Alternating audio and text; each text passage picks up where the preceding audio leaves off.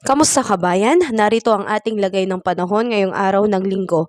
Patuloy na nagbibigay ng malamig na panahon ng northeast monsoon o ang hanging amihan lalo na sa area ng Luzon. Kaya daman natin dito sa Metro Manila, lalo na sa madaling araw, ang malamig na hangin. Ngunit sa umaga at sa gabi ay maulap na papawirin na may tsansa ng kalat-kalat na pag-ulan. Samantalang ang Central Visayas at Eastern Visayas ay makakaranas ng maulap na papawirin na may kalat-kalat na pag-ulan, pagidlat at pagkulog dulot ng shoreline. Ang Western Visayas ay makakaranas ng maulap na papawirin samantalang mahinang pag-ulan dulot pa rin ng amihan.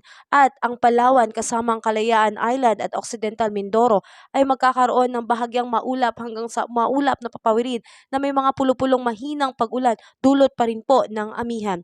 Sa ngayon ay wala pa po tayong namamataan na sama ng panahon na nakapasok sa ating bansa.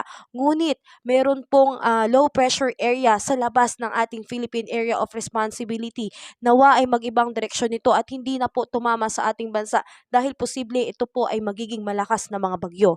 Ngayon meron pong ibinaba na rainfall advisory na moderate to heavy rains sa mga lugar ng Bohol, Cebu, Leyte, Southern Leyte, Eastern Samar at Siquijor. Posible rin pong maapektuhan nito ang Negros Occidental na ang ulan ay maaaring tumagal mula 2 hanggang 3 oras kaya pinag-iingat po ang ating mga kababayan na nasa mababang area. Maaari pong magkaroon ng pagbaha at landslide. Muli, maraming salamat and like and subscribe po para updated tayo